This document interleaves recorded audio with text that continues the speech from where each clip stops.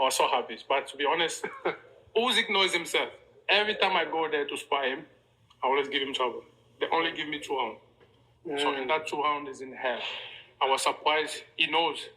When I was in a cave, so I was sparring the first sparring.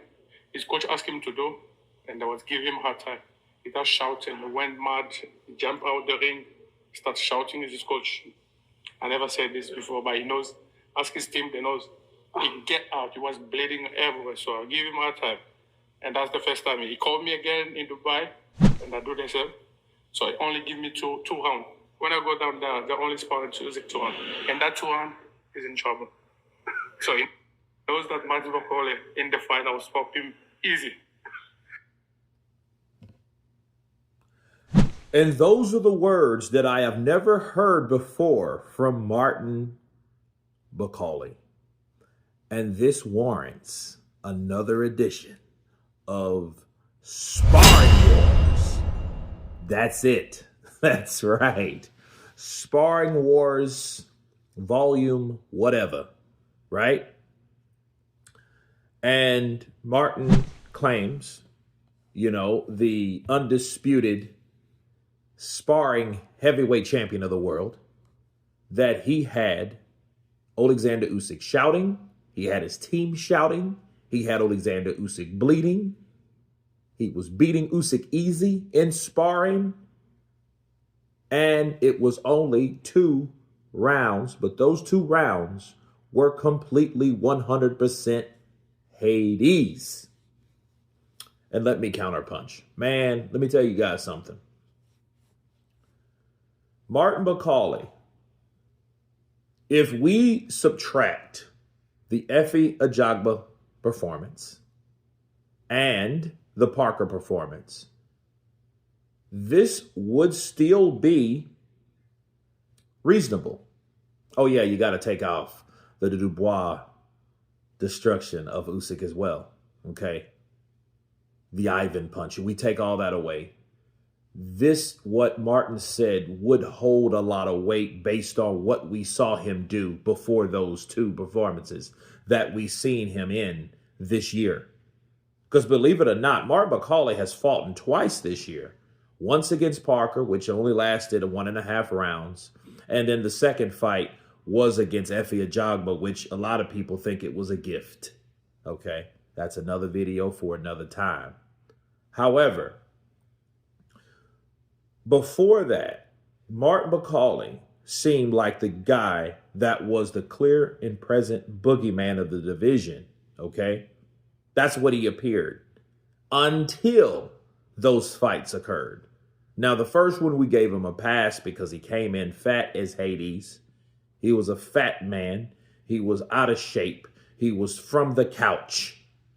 He said that Africa going to Congo was business only. I think his business was eating buffets and massive amounts of food that got him that fat. Okay.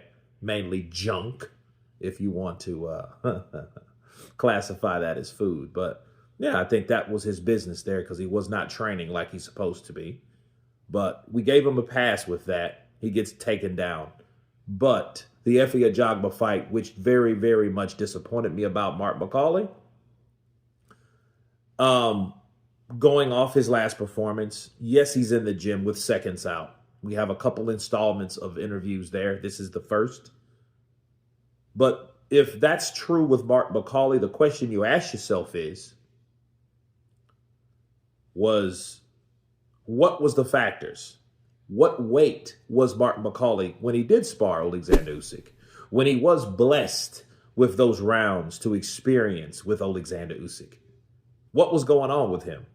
What was he, 20 pounds south? Was he 30 pounds south? Was he 40 pounds south? What was his weight? What was his age? Was age a issue, a factor? And I want to say no, because Martin Bakole is only 33 years of age, right?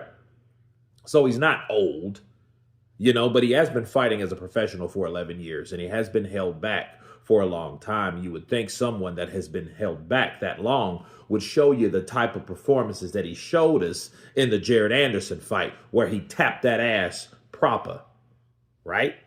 Bars. So I think, if anything at all, him saying that about Oleksandr Usyk, as he admitted, it is disrespectful. It does come off cocky. It is the rule of thumb, the golden rule. What goes on in sparring stays in sparring. But this is an act of desperation, right? So this is a desperate act for for Martin to get a fight with Oleksandr Usyk. And the question is, will it work? He said he had Oleksandr Usyk bleeding everywhere. Wow. He had him bleeding everywhere in sparring.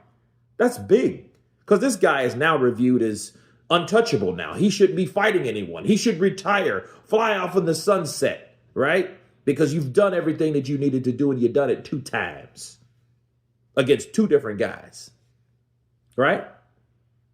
So, yeah, this, to me, creates a splash in the heavyweight division, because it should be like a slap in the face for Oleksandr Usyk, especially if it did go down like he claimed it did. Because if it did go down, I don't think that Team Usyk would want that information to be let out, right? But if he was bleeding anywhere, I would say this, though. It's not unrealistic to see him bleed, because what have we learned about guys like Lomachenko, both Klitschko's, Usyk? They carry thin skin, okay? It's just the way it is. It has nothing to do with their chin or anything. It's their skin.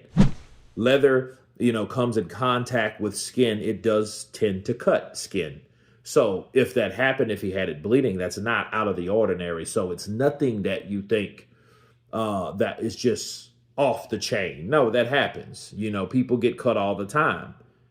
Tyson Fury got cut in his first fight getting prepped for Oleksandr Usyk for the undisputed fight, right? So the things happen. A lot of stuff happens in sparring. People get cut. It happens. But it just sounds so graphic to hear Martin Bakole explain it, that he gave Oleksandr Usyk hell for 2 rounds. That's why he got in trouble. It kind of reminds me of how Vladimir, what we heard, from guys like Johnny Nelson that was there witnessing that particular media session where they kicked Oleksandr Usyk out because he was giving Vladimir Klitschko the blues. This is kind of on that level in that same circle. So it is something definitely to talk about. But you guys tell me what you think of Martin Bakole exposing what went down in the 2 rounds of mayhem that he gave Oleksandr Usyk. Of course, please subscribe. And you guys been Counterpunch.